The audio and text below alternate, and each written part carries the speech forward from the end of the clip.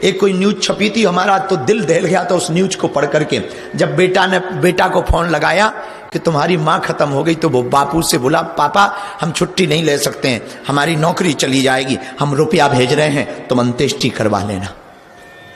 विचार करो उस बाप पर क्या बीती होगी, विचार करो उस पिता पर क्या बीती होगी, उस मां के जीवन पर क्या बीती होगी, जो जिंदगी भर रो रो कर अपने बच्चों को विदेश इसलिए भेजी ताकि सफल हो जाए। इसलिए भैया हमारी हाथ जोड़कर प्रार्थना है, तुम रहो विदेश में, तुम्हारे विचार भले ही नए हों पर संस्कार पुराने होने चाहिए। संस्कारों में सनातन, संस्कारों में माता पिता, संस्कारों में भाई भाई के प्रति प्रेम, संस्कारों में माता प्रति के प्रति तुम्हारी कृतज्ञता होनी चाहिए। और यदि तुम खूब सफलता पा जाओ, विदेश में बहुत बड़ा मकान बना लो, बहुत बढ़िया बड़ी बड़ी गाड़ी खरीद लो, पर अगर तुम मां बाप की सेवा ना कर पाए तो तुम्हारा कमाना किसी काम का नहीं। तुम मां बाप के काम न आ पाए, तुम वतन के काम न आ पाए, अपनी देश की मिट्टी के काम न आ पाए। तुम्हें पता है राम जी जब 14 वर्ष वनवास के लिए गए तो अपने राम जी को तो तपस्वियों का वेश बना के जाना था, लेकिन तपस्वियों के वेश में भी भगवान श्री राम अपने पल्लू में जो पीतांबर धारण कर रखा था, उसी बलकल वस्त्र के कोने में अयोध्या की मिट्टी को बांधा। तो लक्ष्मण जी ने पूछा, भैया ये क्या है? तो पता है राम जी क्या बोले? भगवान राम बोले, जा तो रहे हैं पर हमेशा याद तो अयोध्या ही रहेगी। याद अयोध्या की आएगी तो हम क्या करेंगे? इसीलिए जहां भी जाएंगे अपने अयोध्या की मिट्टी को कम से कम प्रणाम तो कर पाएंगे, अपने चूम तो पाएंगे, देख तो पाएंगे। उस मिट्टी को राम जी बार बार पोटली खोल करके स्पर्श करते और अयोध्या को याद करते। मेरे पागलो, तुम रहो न्यूजीलैंड में पर तुम्हारा भारत भी तुम्हें बहुत याद कर रहा है। कभी समय मिले तो आ जाना, साल 2 साल में आ जाया करो, बहाना खोज लिया करो आने का।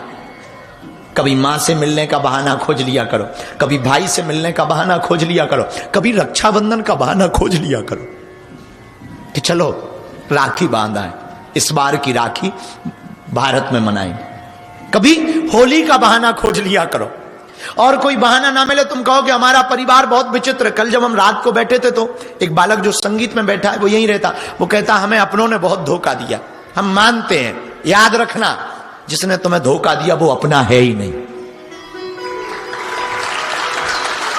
यदि अपनों ने धोखा दिया तो वो तुम्हारा है नहीं, पर इसका मतलब ये नहीं कि तुम भारत को छोड़ दो, इसका मतलब ये नहीं कि तुम अपनी वतन की मिट्टी को छोड़ दो, इसका मतलब ये नहीं कि तुम अपने तिरंगे के प्रेम को छोड़ दो।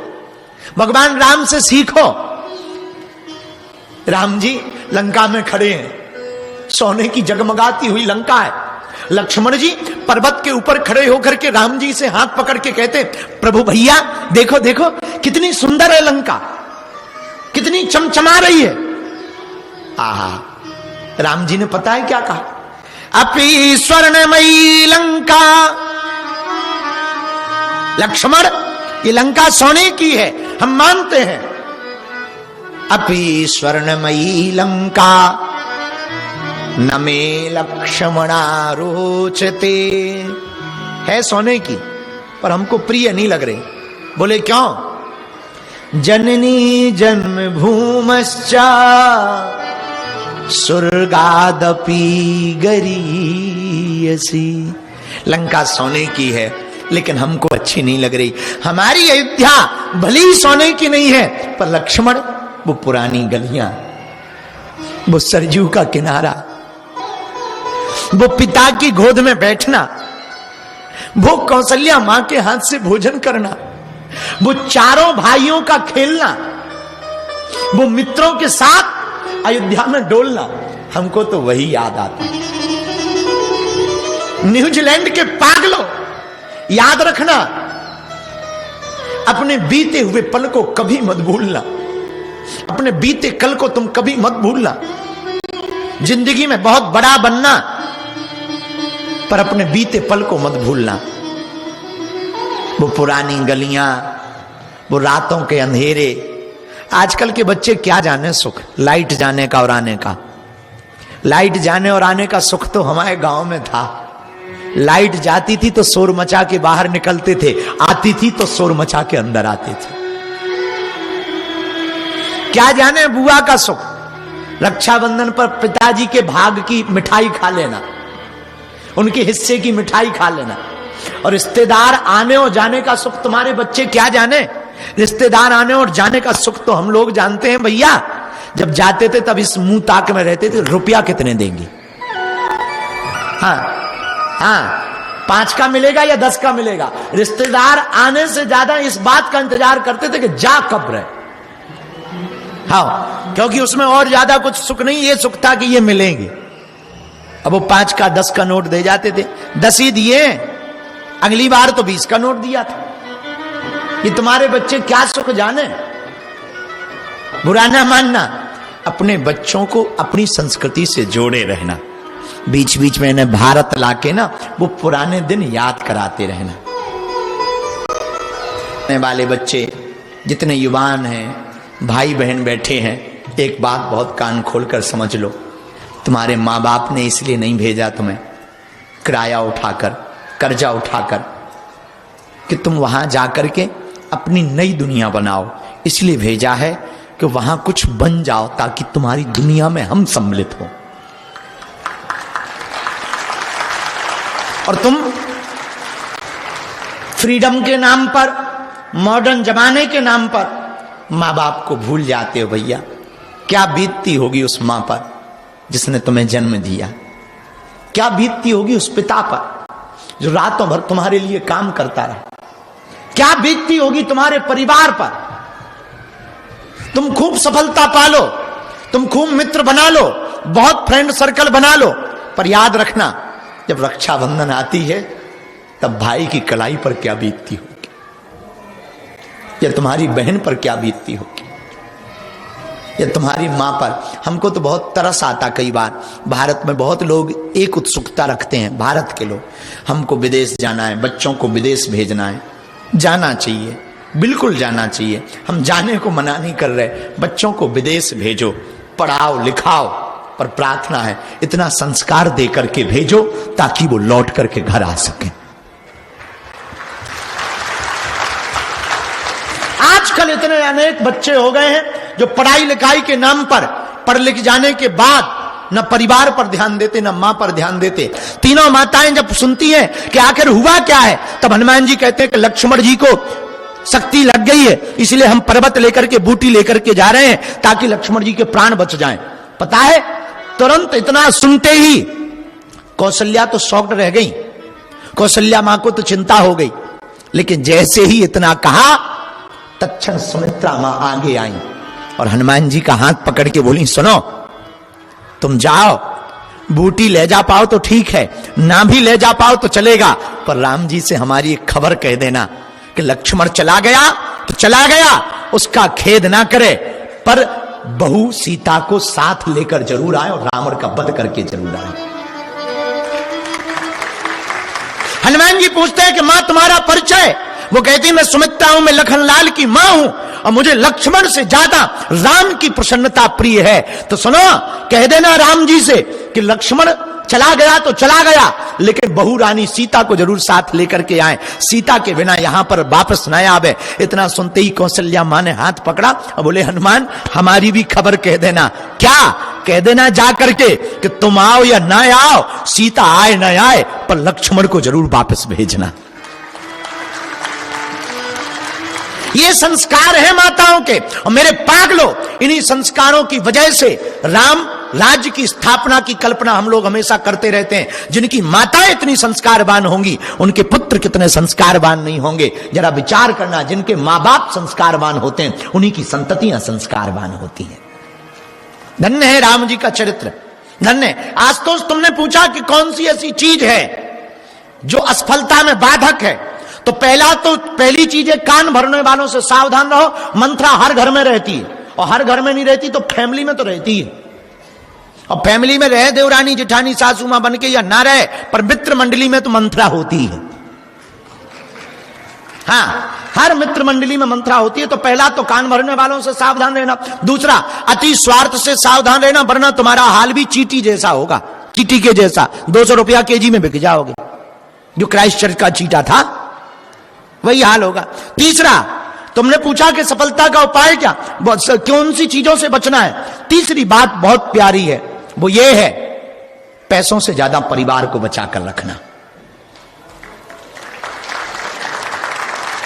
तुमने पैसे बचा लिए, परिवार नहीं बचाया तो कोई काम का नहीं है। पंछियों से सीखो, पंछी दिन भर उड़ते हैं पर शाम को नीचे उतर आते हैं जमीन पर। ऐसे ही सफलता पाने के लिए खूब उड़ाने भरो, पर सफलता का उत्साह मनाने के लिए परिवार में आकर तो रहो, ताकि कोई तुम्हारी सफलता पर इतरा तो सके, तुम्हारी सफलता पर ताली तो बजा सके, तुम्हारी सफलता पर प्रसन्न तो हो सके। अब तुम्हारी सफलता अगर हो भी गई और तुम अकेले हो तो किस काम की सफलता, खुद ही ताली बजा लो। जैसे यहां पर विदेशों में होता है, यहां तो मर जाने पे भी कुछ खाक नहीं होता। हमारा भारत बहुत बढ़िया है, कम से कम 13 दिन रोना धोना तो चलता है। और यहां विदेश में कुछ नहीं होता है, मर गया दिन में जाके कब्र में गाड़ आते हैं, शाम को RIP लिख के बियर पीते हैं। बताओ, इतने में निपट गया। हाँ, इतने में निपट गया। और तो दूर की बात, पति या पत्नी दोनों निपट जाए, दिन में गाड़ आते हैं, शाम को पीते हैं, दूसरे दिन दूसरी वाली खोज लेते हैं। हाँ, हमारे यहां 13 दिन तो इसी में निकल जाता है कि गया किस चक्कर में। हाँ, और दिन भर बातें होती हैं, फलाने रिश्तेदार आ गए, अमुक आ गए, फिर कैसे मरे आदमी बड़ा बता कर मर जाता है, परेशान हो जाता है। और एक आदमी बिहार का था, इतना हैरान हो गया कि पूछो ही मत। बिहार का एक आदमी था, गोनू झा, बहुत प्रसिद्ध कहावत है गोनू झा की, बहुत प्रसिद्ध कहावत है। उसने बछड़ा खरीदा और जैसे ही गांव में आया सब पूछने लगे, अरे गोनू बड़ा प्यारा बछड़ा है, कितने का लिया? 300 का। अब फिर दूसरा मिला, पनहारनी पानी भरने, गोनू बहुत प्यारा बछड़ा है, कितना का खरीदा? 300 का। तीसरा मिला, फिर उसने पूछा, उसका दिमाग खराब हो गया बता। अंत तो गत्वा वो कुआं में गया और गिर गया। जैसे ही गिरा तो पूरा गांव भरा गया, अरे गिर गया। गांव का काम, पूरा गांव आया, रस्सा डाला और जैसे ही बाहर निकाला सो चिल्ला करके बोला 300 का। तो गांव वाले बोले ये 300 का मतलब क्या है, 300 क्यों चिल्ला रहे? लगता है तुम्हारा दिमाग सटिया गया, गिरने से सिर में चोट आ गई। बोले हमारे सिर में चोट नहीं आई, हम अलग अलग बता करके थक गए, इसलिए पूरे गांव को बुलाने के लिए हम कुआं में कूदे हैं कि 300 का बछड़ा है। आओ 300 का है, अब प्राण मत खाना, अब अलग अलग मत पूछना, 300 का था। हाँ, तो बुरा ना मानना, हमारे गांव में बहुत बढ़िया है, बुरा ना मानना। हमारा गांव बहुत अच्छा, हमारा भारत बहुत अच्छा है, हमारा परिवार बहुत अच्छा है भैया। कम से कम दुख होता है तो 4 लोग आ तो जाते हैं, यहां पे दुख होता है तो ओके आएंगे, ओके करेंगे, हाथ मिलाएंगे और पिएंगे खाएंगे चल देंगे। बुरा ना मानना, यहां समृद्धि बहुत है, संपत्ति बहुत है, पर भावनाएं खत्म हो गई। आदमी तो है पर आदमी के इमोशनल खत्म हो गए। यहां आदमी रो भी नहीं पा रहा और हंस भी नहीं पा रहा। तुम लोगों को हंसने के लिए भी फिल्में देखने पड़ती, और हमारे यहां तो कोई जो है कीचड़ में गिर जाए उसी बात पे हंसी आ जाती है। हाँ, हमारा भारत अद्भुत है। तुम लोगों को हंसने के लिए भी टिकट देनी पड़ती है, 300 रुपया की टिकट लो तब फिल्म देखो, तब तुम लोग हंसते हो। रोने के लिए भी अब तो यहां कुछ दिनों बाद ऐसा आएगा कि रोने के लिए हाउस बनेंगे। रोना जरूरी है ताकि आंखें साफ हो सकें। हमारा भारत बहुत बढ़िया है, दूसरे के दुख को देख करके भी रो तो लेते हैं।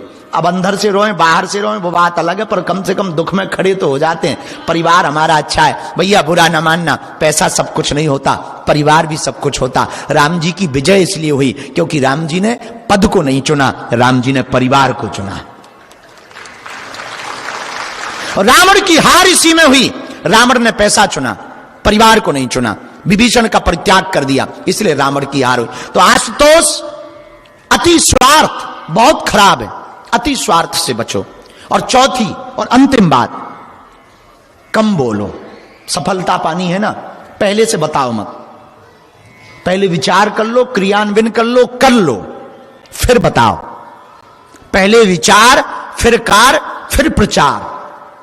और हम लोग क्या करते, पहले प्रचार फिर कार्य, बाद में जब फेल हो जाते तो विचार कि फेल हुए क्यों।